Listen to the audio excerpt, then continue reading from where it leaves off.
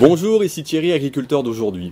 Alors comme moi, vous avez sûrement vécu la pire moisson de votre vie. Et pour essayer de répondre à vos questions, j'ai le plaisir de recevoir donc deux experts de chez Arvalis. Je vais vous laisser vous présenter. Bonjour, donc Élodie Gagliardi. Et Thierry Denis, bonjour. Donc, nous sommes tous les deux régionaux à Arvalis pour la grande région Hauts-de-France.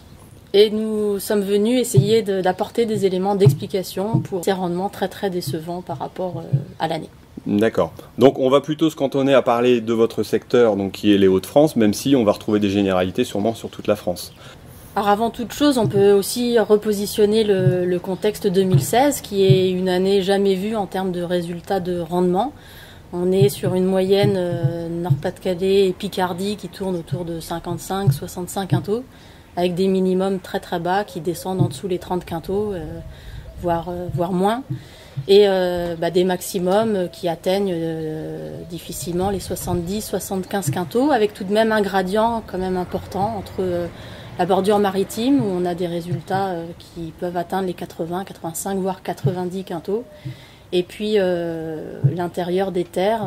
Et on va voir dans le déroulé de l'exposé que la pluie est un élément d'explication assez important. D'accord, donc au niveau du potentiel, on avait un bon potentiel en début de saison a priori. Tout a débuté très correctement, les implantations se sont faites en bonnes conditions à l'automne. L'automne a été assez doux, c'est surtout les mois de décembre-janvier qui ont été très doux. On relève aucune journée de gel quasiment. Donc on a un très fort développement des cultures, des très fortes biomasses, un très fort talage sorti d'hiver. Et donc aussi, on peut dire quand même que c'est favorable aussi au blé, mais aussi à une pression maladie initiale assez importante. Pression maladie, on a pu parler aussi de pucerons pendant un moment, qui ont généré quelques dégâts de jaunisse nanisante, de JNO, donc des parcelles qui ont pu être touchées aussi, donc liées à cette absence d'hiver, finalement aucun jour de gel pendant tout l'hiver. Donc on souligne que l'année 2016 est l'une des années les plus douces en cumul de température depuis l'automne jusqu'à la sortie d'hiver, et se place à peu près sur l'année 2007 qui, on s'en souvient, avait été également un automne très doux. Donc un hiver relativement doux, par contre on a eu un printemps relativement humide et je suppose que ça a aidé à l'amélioration du potentiel du blé. Oui, effectivement, donc la montaison s'est faite dans des conditions qui se sont rafraîchies à partir du mois de mars. Les cultures ont ralenti et c'était finalement un bien aussi, également. Et ça a permis un très bon développement avec des pluies régulières qui ont permis tout au long du printemps d'absorber régulièrement de l'azote et d'arriver, comme on l'a dit, à une biomasse très importante.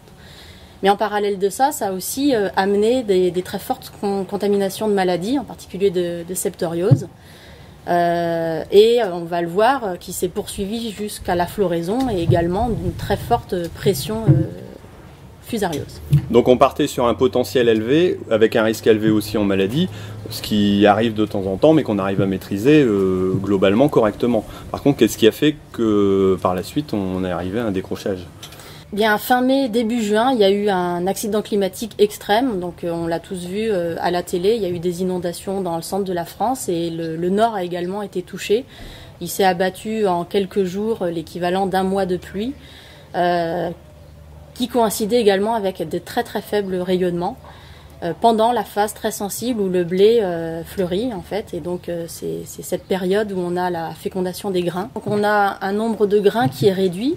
Et ensuite, le peu de grains présents a été très mal rempli. Donc on l'explique du fait de cet excès d'eau de fin de cycle très marqué sur le mois de juin, donc principalement, qui a été également plus pénalisant dans les sols profonds, avec des phénomènes d'anoxie racinaire également plus marqués. Des blés qui transfèrent très mal les réserves des feuilles vers le grain, donc très mauvais transfert de tout ce qu'on avait accumulé de bien jusque là, donc très mauvais transfert. Donc c'est un effet direct parce que les blés n'aiment pas avoir les pieds dans l'eau, mais c'est aussi un effet indirect par les maladies qui ont continué de se développer, et septoriose, les fusarioses qui se sont installées aussi dessus. Et donc tout ça fait que les grains sont effectivement très mal remplis, donc au niveau des PMG, des impacts extrêmement importants à la fin. Si on fait le calcul rapidement, rien qu'avec la pluie, vous êtes à 15-20% de grains en moins et 15-20% de PMG en moins. Donc au total, ça commence à faire beaucoup juste pour de la pluie, quoi. Donc à noter que jusqu'à floraison, le potentiel était là pour aller chercher les 100 quintaux habituels qu'on peut atteindre dans la région, on va dire en moyenne. Que l'itinéraire technique était justifié, donc la protection des cultures face à une très forte nuisibilité maladie, la gestion de l'azote qui était également justifiée par rapport au contexte de potentiel important. Bon potentiel, ouais. Et on notera qu'hélas, et on comprend les énormes déceptions, que tout s'est dégradé finalement en un mois, sur le mois de juin, là où on a finalement plus de marge de manœuvre et là où c'est le climat qui pèse énormément pour expliquer cette campagne 2016. Alors je comprends bien maintenant qu'il y a eu un phénomène, j'allais dire anormal. Par contre, comment on peut expliquer les différences qu'il peut y avoir entre deux parcelles?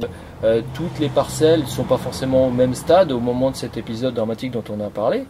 Donc on a forcément des impacts qui peuvent être différents en fonction des précocités des variétés, des dates de semis. Et donc on peut relativement souvent rencontrer des gens qui ont semé un peu plus tard et qui ont fait en tout cas des bien meilleurs rendements. Donc des différences de stades, une concomitance entre des stades et un événement climatique assez grave, et parfois même au niveau de la même parcelle. Hein. Ouais, c'est ce que j'ai constaté. Moi, j'ai vu dans une même parcelle, c'est deux épis où on voit un où des grains sont relativement remplis et l'autre où ils sont relativement chétifs, mais en plus, on a l'impression qu'il y a plus de maladies sur celle-ci. Alors que là, c'est la même variété, le même stade. Alors qu'est-ce qui explique dans cette parcelle-là la différence? Et tous les épis n'ont pas non plus sont pas au même stade pile poil au moment dans une même parcelle. Hein. On parle du stade des piaisons, floraison, mais en gros ça se déroule sur quelques jours, voire une semaine. Donc tous vos épis sont pas tout à fait au même stade et sont pas forcément soumis aux mêmes accidents. Et puis après, dans une même parcelle, il peut y avoir un petit excès d'eau dans un coin, et puis à quelques mètres de différence, le sol un petit peu plus filtrant qui a évité cet excès d'eau. Donc forcément des épis qui n'ont pas tout à fait la même tête, et sur l'épi qui est le plus noir, là vous pouvez quand même constater, il y a aussi des champignons saprophytes qui se sont développés. Alors saprophyte, ça veut dire qu'ils se développent plus facilement lorsque l'épi est un peu en souffrance.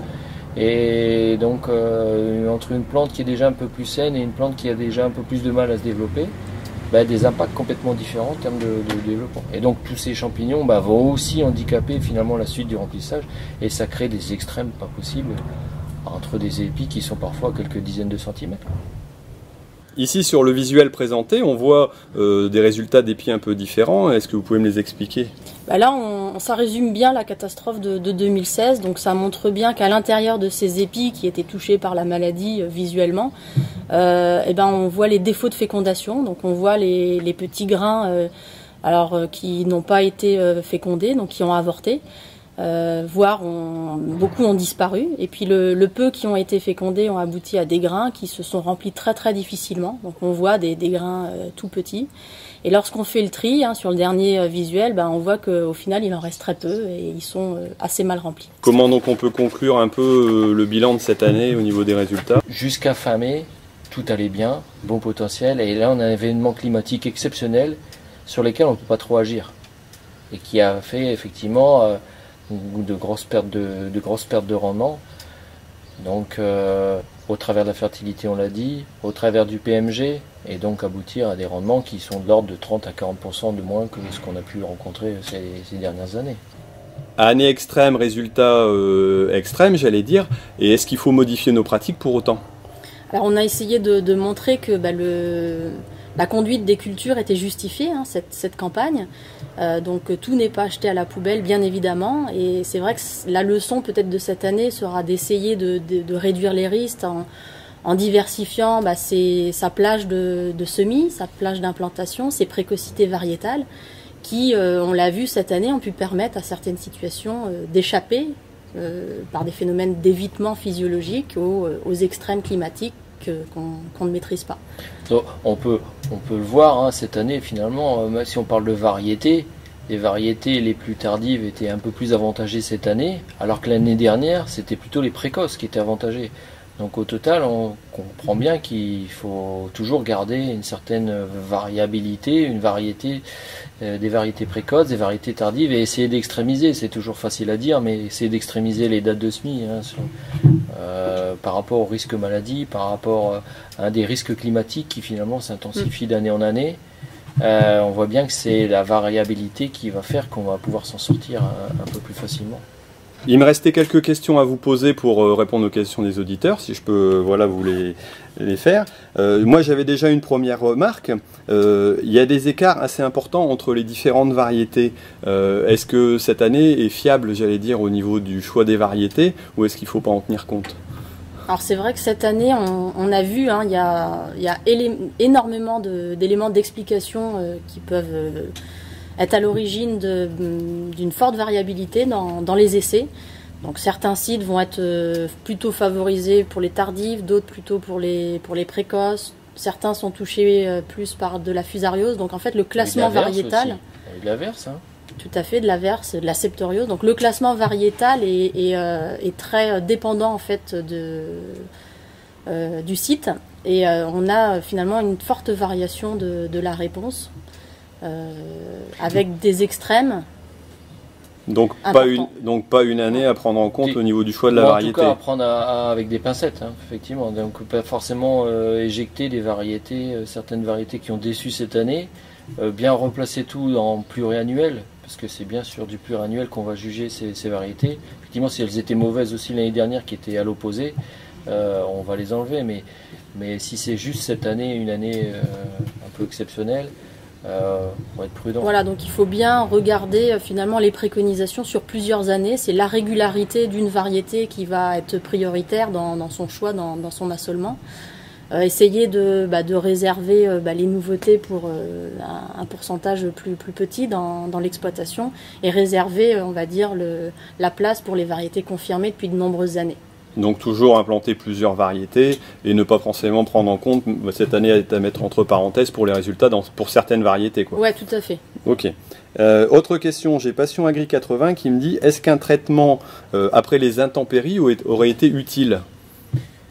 Au niveau des traitements, effectivement, les maladies se sont développées relativement tardivement, hein, donc c'était pas forcément au tout début que c'était utile.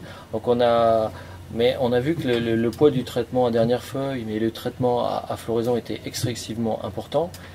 Mais on a pu se poser des questions, effectivement, par la suite. On avait quelques essais comme ça par la suite, où on faisait des traitements limite mi-juin, fin juin, pour voir si on pouvait récupérer aussi quelques quintaux là-dessus.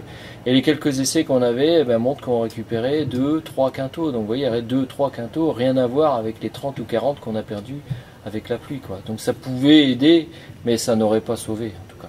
Et pour compléter, c'est vrai que le gros de la nuisibilité s'est joué sur, on va dire, au moment de la sortie de la dernière feuille, avec des pressions septorioses importantes, et surtout au moment aussi de la floraison, avec beaucoup de pluie et des contaminations exceptionnelles de fusariose. Autre question, est-ce que faire plus de fongicides mais à demi-dose aurait été utile aussi cette année ? Pas forcément, c'est... Plus de fongicides, oui, mais vous avez bien vu, c'est vraiment plus une question de stade et de pression. On a une pression qui s'est développée plutôt tardivement, donc on pouvait effectivement fractionner, c'est tout à fait possible, faire plus de traitements, mais plus vers la fin, et donc intensifier un peu plus vers la fin pour se protéger ce qu'on pouvait. Donc c'est plus le placement du fongicide que la quantité réellement qui a été faite. Non, c'est plus la quantité que le placement. D'accord. Et ce qui ressort cette année, c'est effectivement l'importance du positionnement des produits et des relais de réintervention, puisque l'année, la pression a été constante et tout au long du cycle jusqu'à la fin. Puis il faut encore souligner, fallait-il pouvoir intervenir. Oui, tout à fait. Alors j'ai une autre question que j'ai synthétisée un petit peu. Dans une même parcelle avec une même variété mais avec un précédent différent, alors qu'on a eu une implantation à 2 jours d'intervalle, on peut avoir des résultats de 90 à 65 quintaux. Comment, avec un précédent pomme de terre par exemple, on peut avoir moins de rendement qu'avec un précédent betterave cette année ? Ça, c'est des choses qu'on a pu voir, hein. Donc tout ce qui est précédent riche ou parcelle riche en matière organique, donc qui fournit très fortement au début, comme on a vu aussi dans quelques essais azote En mettant énormément d'azote plutôt au début, en début de cycle, effectivement, toutes ces parcelles les plus riches ont fait beaucoup plus de biomasse et sont plus sensibles derrière à un accident climatique. Alors ça peut être de l'échaudage certaines années, mais cette année c'était de l'excès d'eau. Donc toutes ces parcelles très riches finalement décrochent plus. Donc des bons précédents ou des très forts reliquats ont abouti à une absorption précoce d'azote beaucoup plus importante et qui a pu pénaliser un peu plus, quoi. Donc effectivement ça peut expliquer ce genre d'écart, comme on voit bien que dans des bons limons profonds finalement ça a décroché peut-être un peu plus que dans des petites terres superficielles où l'eau a filtré plus facilement. Une dernière question, en agriculture bio on a remarqué des écarts un peu plus faibles qu'en conventionnel, est-ce que on peut l'expliquer? Alors cette année a été pénalisante, quel que soit finalement le système. Les conditions climatiques ont été défavorables, que ce soit sur une parcelle en bio ou en conventionnel.